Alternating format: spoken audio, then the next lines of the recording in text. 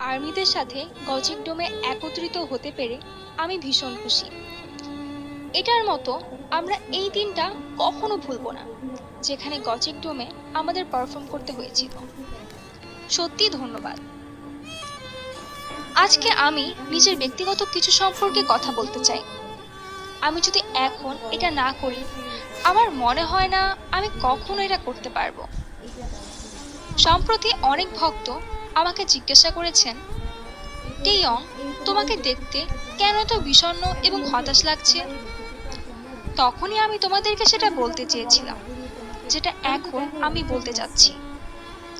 আমি তখনই বলতে চেয়েছিলাম, কিন্তু আমার বলার কোনো ভাষাই ছিল না। তার জন্য এখন গজিক ডোমে আমি তোমাদেরকে সেটা বলতে চাই। আমার দাদি কিছুদিন আগে মারা গেছে। আমার দাদি সেপ্টেম্বরের 3 তারিখে পৃথিবী ছেড়ে চলে গিয়েছেন, এবং যখন আমি আমার দাদির মৃত্যুর খবর শুনি, তখন আমি ফিলিপাইনে ছিলাম। সে আমাকে 14 বছর লালন পালন করেছে, এবং সে আমার কাছে আমার একজন অভিভাবক ছিল। সে এমন একজন মানুষ ছিল যাকে আমি আমার কষ্টগুলোর কথা বলতে পারতাম। আমি কি করতে চাই, আমি কি খেতে চাই, সবকিছু বলতে পারতাম। আমার দাদিমা আমার কাছে অন্যান্য মানুষের কাছেও খুব গুরুত্বপূর্ণ একজন ব্যক্তি ছিলেন। কেউই বিশ্বাস করতে পারছিলেন না আমার দাদিমা আমাদের সবাইকে ছেড়ে চলে গিয়েছেন। আমার দাদিমা মারা যাওয়ার ঠিক ৪৯ দিন পর আমরা আমাদের প্রথম অ্যাওয়ার্ড পাই মিউজিক ব্যাংকে। আমার দাদি, সে সত্যি আমাকে টিভিতে দেখতে চেয়েছিল।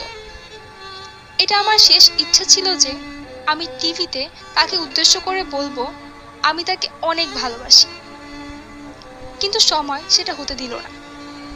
এটি খুবই দুঃখজনক ছিল।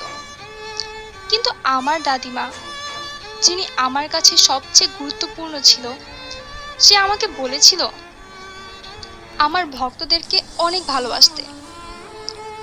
সত্যি আমরা যে আজকে গজিক ডোমে দাঁড়িয়ে আছি এবং সবার মনোযোগ আকর্ষণ করতে পেরেছি, এটা সত্যি তোমাদের সবার জন্য। আমার দাদিমা, আমার মনে হয় সে ওই দূর আকাশ থেকে আমাকে সাপোর্ট করে যাচ্ছে। আমি তাই বিশ্বাস করি এবং আরো কঠোর পরিশ্রম করব। আমাদের আর্মিরা, আমাদের প্রিয় আর্মিরা, দয়া করে তোমাদের চিন্তা ভাবনায় আমার মূল্যবান দাদিকেও রেখো। ধন্যবাদ।